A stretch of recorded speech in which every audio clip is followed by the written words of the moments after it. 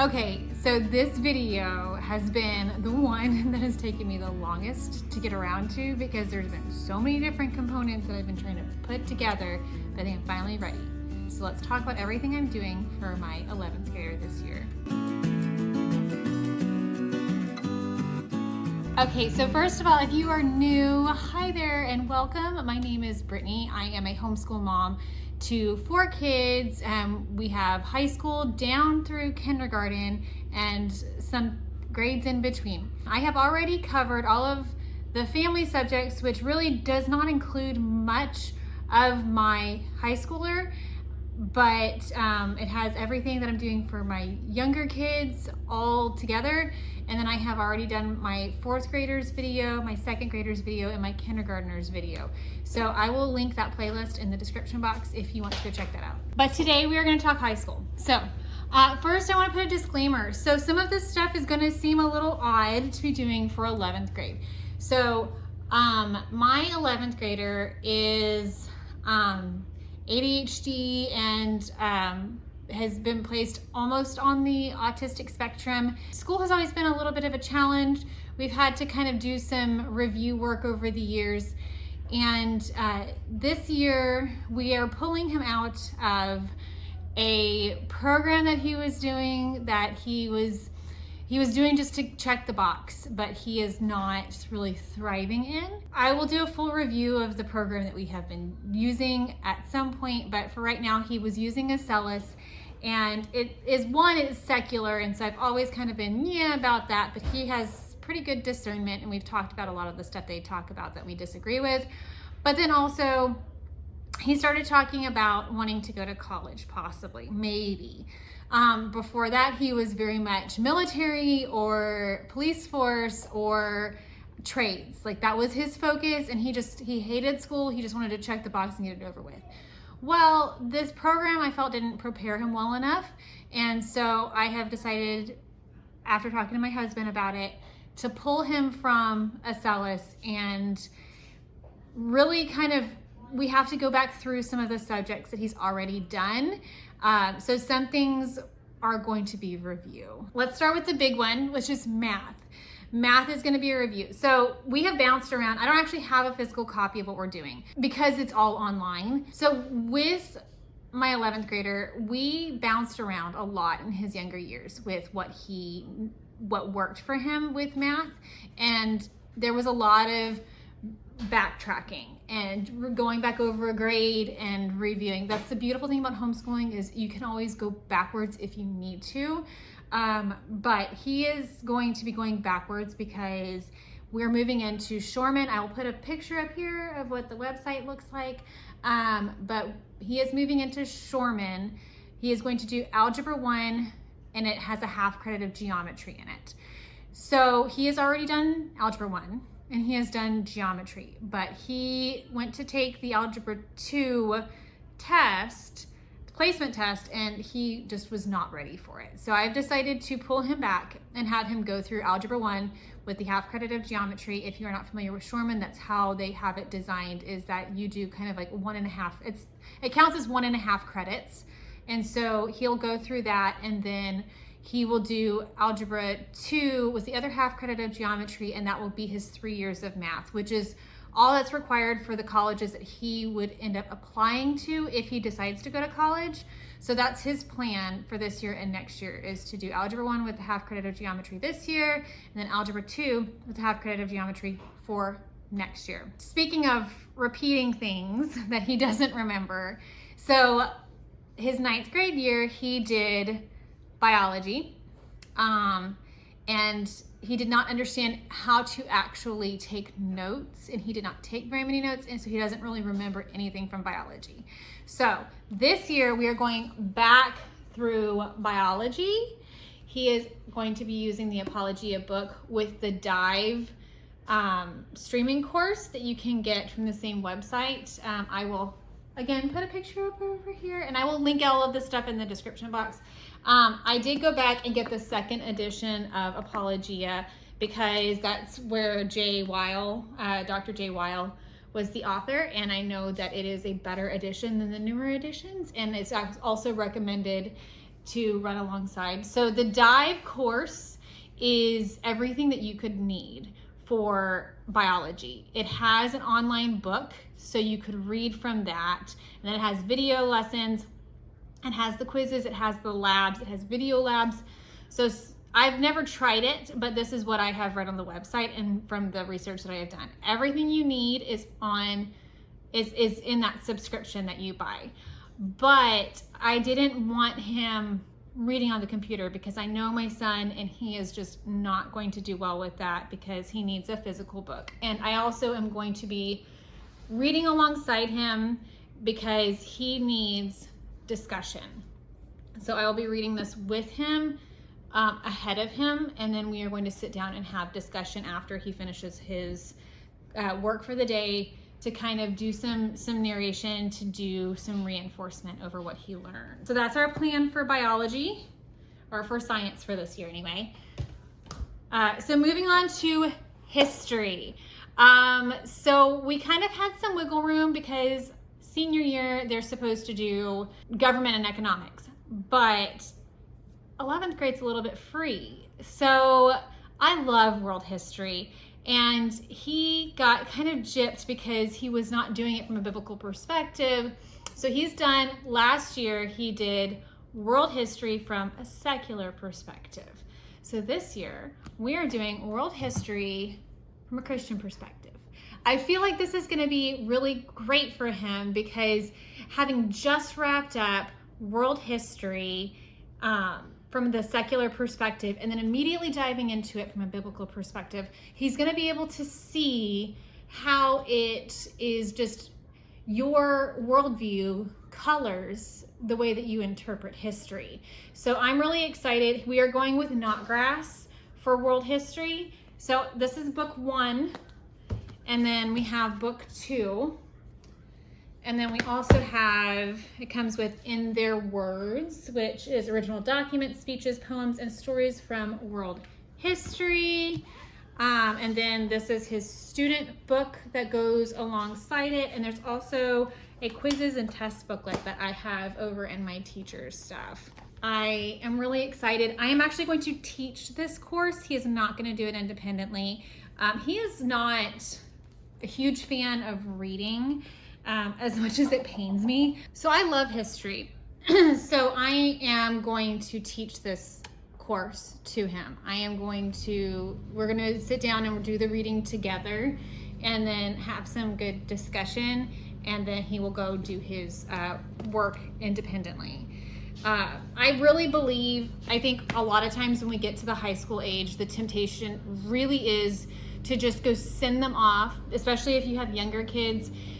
Sorry, my husband is outside mowing, so hopefully that's not too loud. To send them off and have them do their thing, and then you can focus on the younger kids. And the problem with that is that so much of learning really needs discussion in order to reinforce it. And so I think that if you're not doing an online class where they are hearing it and you're just assigning books, it can be a little bit harder for them to engage with it, especially if you have kids who are verbal processors like my oldest is. So I think there are kids who can read a book and learn from it and be fine, but for your verbal processing kids, it's really, really good to engage with them. And it's also really good for you to have at least one thing that you're doing with them, with your high schooler, to keep them still in the homeschool loop. That's just my personal opinion. That was a whole aside. So let's see, let's go into our electives. So he has 2 electives that he's doing. So this is also one that I am teaching because I want to do it, and also because there's a lot of reading. So he is doing World Religion and Cults, and this is from Master Books. We did not get the student worksheets to go with this because I actually want this to be more written narration. I want him at the end, when we go through one specific religion or cult, I want him to give me some points and kind of do point counterpoint with that religion or cult and Christianity and what's the differences, and so that he can really practice applying the apologetics that he's learned and seeing and being able to explain what this religion or cult believes in a way that honors how they actually believe. We want to be able to accurately represent people and not just these talking points that we hear all the time. So I'm actually really excited for his 11th grade year because it's going to be fun for me. So to give you some rundown, so volume 1 is Counterfeits of Christianity. Volume 2 is Moralistic, Mythical, and Mysticism Religions. And volume 3 is Atheistic and Humanistic Religions. So we will go through all 3 of these books this year. It's going to be a lot, but it's okay. We'll make it. For his second elective that he is doing, I'm kind of piecing this together myself because I didn't have this in my family studies video earlier because I didn't realize I was going to do it, and then I was buying all of his stuff and realized I really want to do it. So as a family, we're going through Christian Studies Volume 1 with Memoria Press. And so we're going to do this as part of our morning devotions. Now, this is actually geared towards like middle school, late elementary, middle school age. So how I am turning this into a high school credit is he is going to do this is the student guide that comes with it. And so he is going to do everything in this student guide. I also have the Truth and Grace memory book, which is the second one. And in the back, it has the Baptist version of the shorter catechism. He is going to memorize the entirety of the shorter catechism. And then he also is going to he's got a reading plan that he's doing on his own. Well, we're actually doing it together. He is also going to be reading Fox's Book of Martyrs. And then I have a couple of audiobooks that I want him to listen to that are kind of theological in nature. And then we're just going to discuss them. Books that I've already read that I feel like he needs to have read before he leaves home. So that all together is going to compose his Christian Studies elective. I feel like that's enough work to count it as an elective. I think if you were to just do this, it's not going to be enough to be an elective. But if you're pairing like a catechism and a Bible reading plan and some extra reading to go with it, I think that you could easily count it as a Christian Studies elective. So for his foreign language, so he did Spanish 1 last year, hated Spanish, didn't learn a single thing from it. So we are moving into classical and he's never done Latin. So I decided to put him in Latin. Now for Memoria Press, the recommendation for high school is Hinley 1. And what you would do if you have a student who has never done Latin, you would split it out over 2 years. I have talked to numerous people, and for this particular student, I have decided instead he is going to just do their first form Latin series this year and the second form Latin next year. It is still rigorous enough that I think it will be just fine. I've talked to numerous people, even though this program is actually intended for younger kids, it is still a very rigorous program, and it actually counts as a high school credit if it's taken in high school. So Memoria Press has an online school that you could do, and if you were to take first form Latin in high school, it would count towards your credits. So I feel very comfortable putting him in first form Latin instead of trying to push him so hard into doing Hinley 1, because what Hinley 1 is it's first through fourth form Latin, these courses all in 1 year. So you would do first form Latin first through fourth form Latin all the way through like middle school, and then in high school you would do Hinley 1, which would review everything, and then Hinley 2, which goes a little bit deeper. And so he is going to do that. So what comes with First Form Latin from Memoria Press, you have all of the videos, which is once a week you do a video. And then it also comes with a student text book that goes pretty in depth. And then you have your student workbook that you would write in. So this is a non-consumable. This is a consumable book. And then you have your teacher manual. I haven't even looked at this. So it comes with a teacher manual and a teacher key. So I think that this manual goes with the workbook. I haven't dug super hard into this. I've been prepping for our VBS. I'm teaching at our VBS also. So my head's all over the place. This is just an answer key that goes over the workbook and the quizzes and the tests. And so I feel like you probably need both. And then these are the quizzes and tests. And it's a very thick book of lots of quizzes and tests.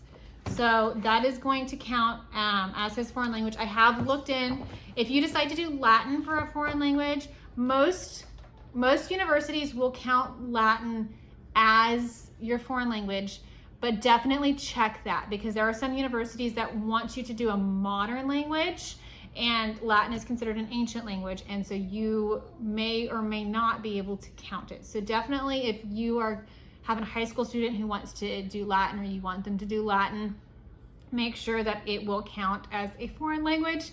All of the universities that he would look into, if he did decide to go to university, would be willing to accept Latin as a foreign language. Okay, so moving on, we're almost done. So he is taking, I didn't mention that, I should mention that at the beginning. He is taking 7 courses this year, which is a lot for an 11th grader, but like I said, we're doing some catch up. So English 3. So he is going to, there's a couple of components here. He is going to do Essentials in Writing, EIW, level 11. We have done this in the past, and he has done very, very well with EIW. He always, we do the scoring service, and he always got really high marks on his papers. And honestly, when we started EIW, he was not able to write papers very well at all. And then he went from not being able to write at all to being able to write better than I can a lot of the time. And I think that I can attribute that to this and to Fix It Grammar, which he is doing the last book in Fix It Grammar. He will have done, I don't think we did Town Mouse, Country Mouse, but I think he has done levels 2, level 2, level 3, and then this is level, no, he did level 2, 3, and 4, and then this is level 5. I love Fix It Grammar. I have every intention of taking all of my kids through Fix It Grammar once they hit middle school, because it's just a really good, very easy program. I don't know if you have any, if you don't have any experience with Fix It Grammar, it gives you one sentence, and you're going to go through and edit it. It tells you what to look for. You're going to edit it, and then you're going to rewrite it. It has instructions initially to explain what these things are. So it's a really good review. I like more in-depth grammar in the younger grades, but I feel like doing this in middle school up into high school is really good review of everything that they've already hopefully learned in elementary school with their grammar courses. And then lastly would be literature to go and cap off his English 3. So the books that we have, I'm missing some. So we are going to do a play this year. He is going to do Julius Caesar. I will put the picture of what I'm planning on getting. It's the No Fear Shakespeare, where it has one side has the original writing, and then the next one is in a modern translation, so it's a little bit easier to read. He can reference both and read it however he feels like reading it. I really don't care. I just want him exposed to a little bit of Shakespeare. He's never done Shakespeare, but I feel like doing at least one play in high school is really important. We'll start with the fiction that he's going to be doing. So this is one that's just fallen through the cracks, was The Giver. I think I read this in like middle school, and I feel like this is a really important read. He would really enjoy it. He's also going to do The Count of Monte Cristo. And then he's actually reading this one right now, but it was on my list. He saw it and he's like, well, that sounds interesting. And so he's gonna read it over the summer, is Alas, Babylon. And then he is going to do Pilgrim's Progress. I got the today's English version. I'm thinking about pulling a literary analysis for this one because I want him doing a couple of literary analyses. Ooh, that was not right. How do you say that?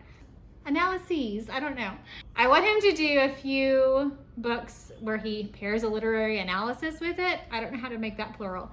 I think this would be one of them. He is for sure, I don't have the books with me yet. He is going to do C.S. Lewis's Space Trilogy, Picture Incoming, and then he is going to do a literary analysis over those 3 books as well. I don't have them printed out. So I don't know if they have one for Pilgrim's Progress, but we are going to use Seven Sisters. I'll put a picture up here of this one.